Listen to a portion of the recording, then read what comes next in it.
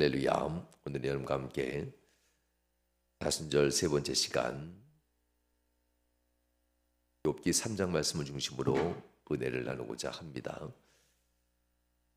욥이 스스로를 놓고 하나님께 둘러싸여 있다라고 표현하고 있습니다. 하나님께 둘러싸여 있는데 13절에 보면 오히려 길이 명료하게 보이는 것이 아니라 하나님께 둘러싸여 있는 내 인생이 아득하게만 보인다. 은혜가 가득 차서 은혜만 계속 보인다면 감사한 일이겠지만 하나님께 둘러싸여 있는 내 인생이 고난과 고통만이 아득하게 보이니 얼마나 힘든가라는 이야기입니다. 이 고난 속에서도 하나님이 계속 내게 빛을 주시고 생명을 주시니 차라리 내 생명을 걷어가는 것이 내게 은혜를 주시는 것인데, 하나님은 계속 생명으로 내게 살아남게 하신 하나님을 마치 원망이라도 하듯 속히 생명을 거두시지 않은 하나님에 대해서 어찌 빛을 주셨는고 하면서 그 고통 앞에 자기의 생명을 하나님 거두어 달라고 하는 그러한 고백이 본문의 말씀이기도 합니다. 욥기 3장, 1장, 2장 욥은 한 번, 두 번 그의 재산, 그의 자녀들, 그의 건강, 그의 사랑하는 아내까지도 그를 배신하고 다 사라진 후에 이 모든 것들을 다 견뎌내는 듯 했었습니다. 그러나 인간의 한계가 다다르면 과연 어떤 일이 날 것인가에 대한 모습을 이 욥기 3장은 마치 우리에게 보여주는 듯 합니다. 사람이 한계에 다다랐을 때 과연 믿음을 지키겠는가라는 질문이기도 한데요. 모든 사람이 그 내면에 존재하고 있는 연약함을 과연 드러내겠는가라는 이러한 질문이기도 합니다. 욥을 통해서 보면 결국 드러낸다라는 겁니다. 심령이 안에는 사람의 의로움이 있는 것이 아니라 타락한 아담의 본성이 숨어져 있다는 것.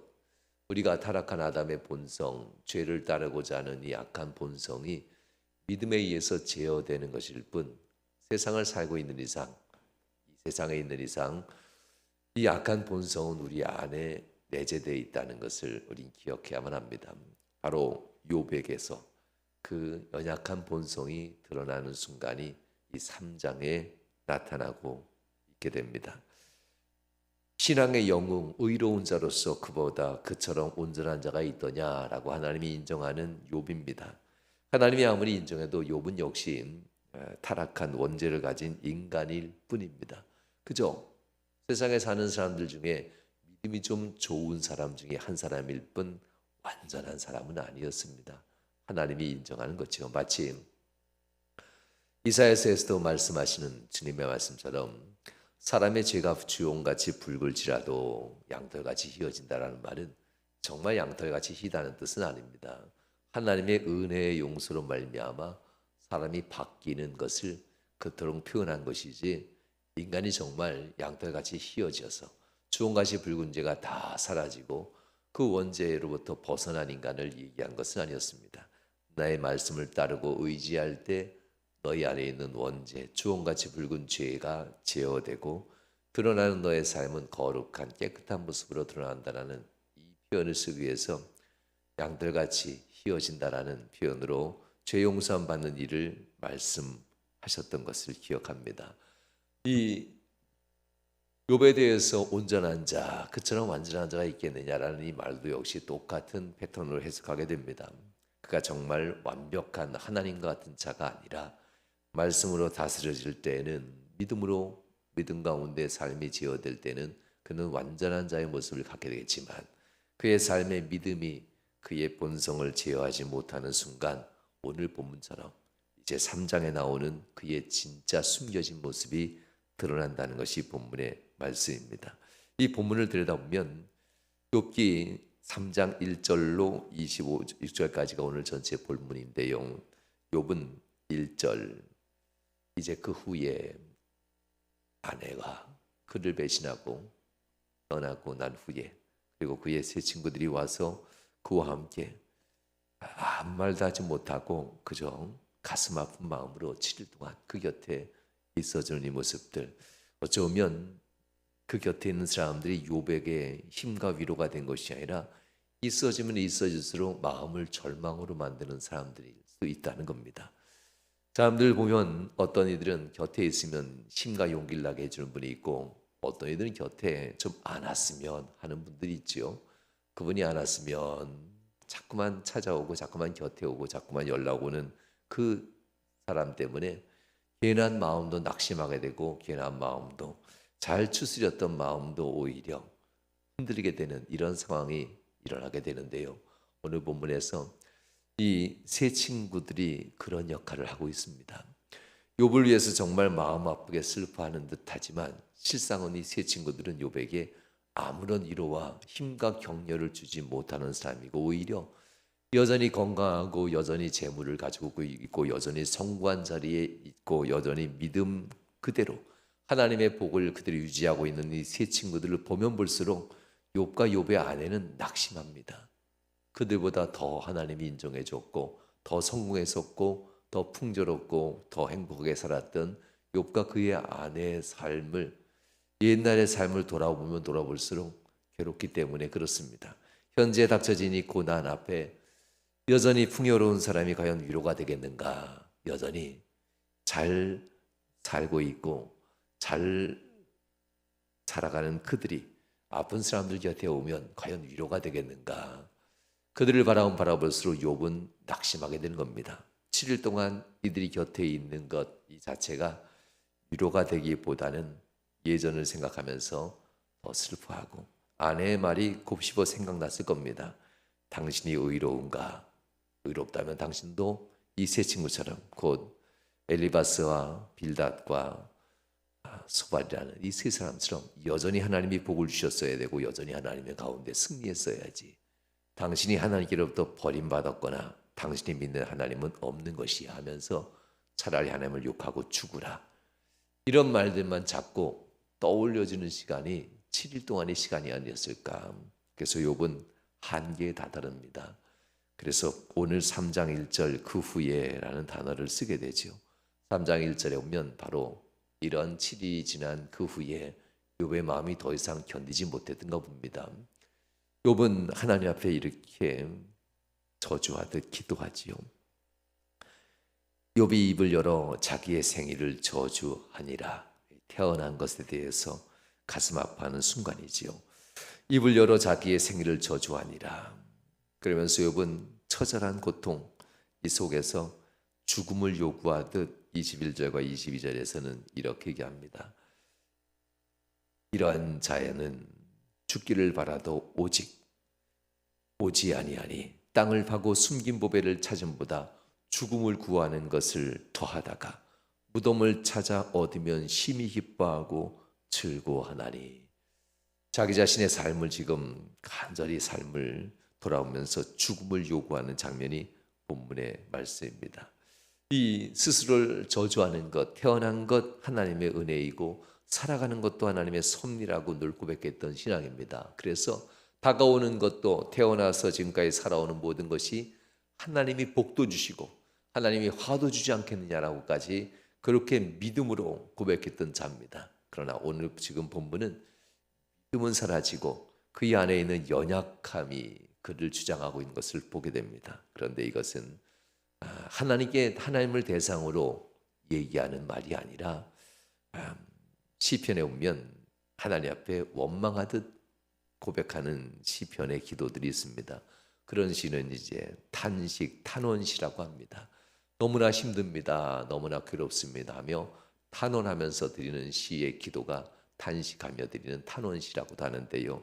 욥의 이 고백은 욥기도 시편과 같이 시와 같은 내용으로 기록되는데요. 탄원시의 일종입니다. 하나님 힘듭니다 하면서 무의식적인 대상 스스로가 스스로에게 너무나 힘들다, 너무나 아프다 하면서 자기가 자기에게 지금 탄원하듯이 고백하는 장면입니다. 하나님을 원망하는 것이었다면 하나님은 벌써 나타나셨겠지요. 그러나 지금은 하나님 앞에 원망하는 듯하지만 실상은 무의식의 자기 자신에게 대해서 너무나도 힘들다 하면서 고백하는 장면이기도 합니다. 23절에 보면 이렇게 나옵니다. 하나님에게 둘러싸여 길이 아득한 사람에게 어찌 빛을 주셨는고. 이 부분이 하나님 앞에 원망인 듯해 보이지만 여전히 내 생명을 주관하는 분은 하나님이다라는 고백과도 같은 내용이기도 합니다. 그러나 분명한 것은 이 내용은 그리 희망적이진 않습니다. 하나님께 둘러싸여 있다라는 것, 하나님이 내 삶을 병분처럼 울타리를 쳐주셨다는 것은 복을 얘기할 때는 참 귀합니다. 그러나 고난을 얘기할 때는 너무나 힘듭니다. 하나님의 심판과 징계가 나를 떠나지 않을 때 둘러쳤다라고도 표현하기도 합니다. 하나님에게 둘러싸여 있다는 것, 본문에게 있어서 욥은 좋은 의미가 절대 아니었을 겁니다. 하나님이 욥을 둘러싸셔서 욥이 앞으로도 갈 수도 없고 뒤로도 갈 수 없고 위로 아래로도 어느 곳에도 갈 수 없는 이 상황 속에서 하나님이 아니 계시다라고까지도 표현한 것을 보게 됩니다. 그러나 이 욥이 하나님이 은혜의 길을 열어주는 하나님의 축복에 촉진하는 역할, 촉진자가 아니라 내 삶을 막아서는 장애물과도 같은 하나님이라고 고백하듯 보이는 말이 본문의 말씀이기도 합니다. 역설적이죠. 하나님은 내 삶을 촉진하셔서 더 잘 살게 하는 분인 줄 알고 믿었는데 역설적이게도 욥의 삶에서 형통을 끄는 분이 아니라 욥의 삶을 회복으로 나가고자 하는 모든 희망을 다 꺾어버리는, 고난을 그대로 허락하는 분으로 고백하는 의미이니 참 힘든 고백이기도 합니다. 하나님이 내게 둘러싸여 있습니다. 내 희망과 소망을 막아버리시고 고통만이 내게 주는 이 상황을 허락한 분입니다 하면서 하나님 앞에 고백하는 기도이기도 합니다.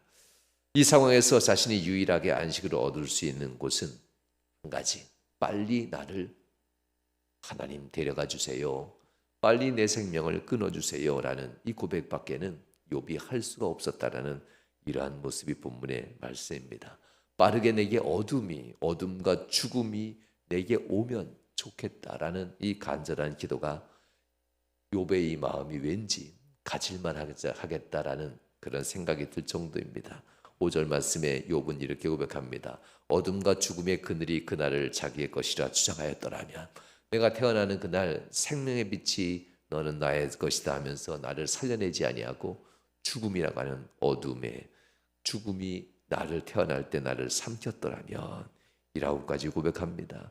구름이 그 위에 덮였더라면, 흑암이 그날을 덮었더라면, 내 생일에 기뻐하지 아니하고 다라의 슬픔으로 죽음으로 끝났더라면, 이런 고백들입니다. 그는 자신이 왜 고난을 당하는지 이유를 알면 좋겠는데 고난의 이유가 없습니다. 그저 마귀의 시험이고 자기가 뭔가 잘못한 이유가 하나라도 있으면 억울하거나 괴롭지도 않을 텐데 고난의 이유도 알지 못한 채 고난 한가운데 버려져 있는, 던져져 있는 욥 자신. 그러니 하나님을 원망할 수도 없고 자기가 자기 스스로를 대해서 무의식적으로 탄원하면서 탄식할 수밖에 없는 이 상황들, 이 두려움이 그를 다 둘러치고 있는 이 상황들이 매우 힘들었던 것을 보게 됩니다. 이처럼 우리가 살아가면서 뭔가 잘못했는지 이유도 모르고, 그리고 이 잘못된 상황을 헤쳐나갈 답도 구할 수 없는 상태에 빠지게 된다면 우리도 어쩌면 욥과 같은 기도들이 나오지 않겠는가. 25절, 내가 두려워하는 그것이 내게 임하고 내가 무서워하는 그것이 내 몸에 미쳤구나 라고 합니다. 이유도 답도 알지 못한 채 그저 두려움, 고통 한가운데 던져져 버린 이 일들, 이것이 내게 지금 미쳤다라고 하면서 괴로워하는 욥의 고통을 볼 수가 있습니다. 욥은 간절히 바랍니다. 내 눈앞에 있는 엘리바스나 빌닷이나 소발과 같이 예전의 믿음의 축복, 믿고 평안하고 믿음으로 안식을 취하고 믿음으로 내 삶에 매일매일이 안정된 삶, 믿음으로 하나님 앞에서 복받아서 휴식의 삶을 맛보면서 이 세 친구처럼 모든 것이 회복하길 바라는데 그것은 맛보지 못하고 오직 오히려 불안과 두려움이 더 가중되는 이 상황들 속에서 욥은 힘들어하는 것을 26절 말씀 보면 볼 수가 있습니다. 나에게는 평온도 없고 안일도 없고 휴식도 없고 다만 불안만 있구나. 세 친구를 바라보면서 예전의 자기 모습을 기억하며 괴로워하는 욥에게 세 친구의 말들이 하나도 귀에 들어오지 않을 겁니다. 이렇게 욥은 힘들어하고 있습니다. 이쯤 됐으면 세상이 말하는 것처럼 당신이 믿는 하나님이 있다면 당신을 버린 것이고, 아니라면 당신이 믿는 하나님은 없다고 말하고 죽으라고 얘기했던 이 욥의 아내의 말이 가슴 깊이 파고 들어올 만한 그런 상황이 지금 같은 3장의 이 욥의 마음일 겁니다. 욥의 마음이 정말 혹시 그런 거 아닐까? 이런 불신의 마음까지 들 만큼 굉장히 고통스러운 상황이 이 3장의 욥의 고백 속에 드러난 것을 볼 수 있습니다. 그런데 말입니다. 중요한 것 한 가지를 절대 놓치면 안 됩니다. 욥이 이것을 놓치지 않고 있습니다. 마치 불평하는 듯 탄식하고 탄원하는데 한 가지는 절대 놓치지 않습니다. 우리가 여기서 한 가지 욥의 마음 깊은 곳에 있는 것을 짚고 넘어갈 것이 있는데요. 이것은 이겁니다. 욥에게 있어서 하나님이 복도 주셨으면 화도 주지 않겠느냐 하면서 내가 빈몸으로 아무것도 같지 않은 몸뚱이로 왔다면 그렇게 하나님께로 돌아갈지니라고 보겠던 욥의 신앙은 여전히 살아있습니다. 욥에게 있어서 강한 믿음은 욥이 신앙생활 열심히 해서 생긴 것이 절대 아니라는 것을 욥도 인정합니다. 욥에게 있어서 강한 믿음, 완전한 믿음, 흔들리지 않는 것 같던 이 믿음의 능력은 욥이 열심히 신앙생활에서 된 것이 아니라 하나님의 섭리라는 이 위에서 말씀을 따를 때에만 강한 믿음이 있다는 것, 욥은 이것을 인정합니다. 그래서 그의 애쓰고 수고하고 애쓰고 노력하는 이 헌신적인 삶의 노력들은 결코 강한 믿음으로 만들어줄 수 없다고 하는 것, 늘 언제나 항상 하나님의 섭리의 말씀 위에 욥이 서 있을 때 그의 믿음은 강해졌다고 하는 것, 잠시라도 하나님의 손길 위에서 생각하고 바라보는 믿음의 근거를 잠시라도 세상의 불안한 상황 속에 두고 생각하는 순간 믿음은 요동치게 됩니다. 하나님의 섭리라는 것 위에서 생각하고 바라볼 때는 그 믿음이 절대 흔들리지 않았는데, 잠시라도 새 친구들의 형통함을 보고 내 마음이 흔들릴 때, 잠시라도 아내의 배신과 같은 이 아픈 말 때문에 내 마음이 흔들릴 때, 잠시라도 세상 믿음 믿고 잘 사는 사람들을 바라보면서 내 삶을 비교하면서 내가 흔들릴 때, 거기에다가 내 믿음을 놓는 순간 엄청난 고통이 찾아오지요. 바람이 부는 바다 위에 떠 있는 작은 배가의 흔들림과 같이 요동치게 됩니다. 그 흔들림은 멈추지 않고 결국 세상을 자꾸 비교하고 내가 불행한 듯한 마음 위에 믿음을 두는 순간 요동치다가 삶의 근거, 믿음의 근거까지 다 잃어버리게 됩니다. 신앙과 삶의 원칙을 뒤엎어버리고 원망과 불평과 자기 연민에 빠져서 헤어나오지 못하는 상황으로 바뀌어지게 됩니다. 욥이 결코 여기까지는 가지 않습니다. 욥의 고통, 이 심각한 고통, 자기의 생일, 태어나는 것, 삶의 고난 속에 차라리 어둠과 죽음이 내 인생의 안식이라고까지 스스로에게 넋두리하며 탄원 탄식했던 기도가 욥의 기도이지만 결국은 하나님이 내게 빛을 주신다라는 것, 이 고난도 하나님이 내게 주는 섭리고 이 고통도 하나님이 여전히 내게 살려주시니 견뎌내라고 하는 하나님의 은혜의 섭리, 하나님의 은혜의 섭리는 내가 알지 못하고 깨달지 못하지만 여전히 내게 빛을 주셔서 나를 살게 한다면 하나님이 하신 일이다라고 욥은 결국 고백하는 것을 보게 됩니다. 성도 여러분, 그러면 안 되는 것을 알면서도 욥과 같은 태도를 취하지 못하고 끊임없이 때로는 흔들리는 세상의 불평과 원망과 자기 연민에 빠져서 그 위에 자꾸 신앙을 두서 우리가 헤어나오지 못하는 경우가 혹시나 있는가? 오늘 하루 꼭 돌아보시길 주의 이름으로 부탁을 드립니다. 사랑하는 여러분, 혹시라도 하나님이 나의 방해자이고 나의 휴식처가 죽음이라고 생각했던 순간이 여러분에게도 혹시 있었습니까? 두려움과 불안에 포위되어 절망의 끝자락에서 서 있었던 혹시 암울한 순간들이 여러분 삶 가운데도 혹시 있었습니까?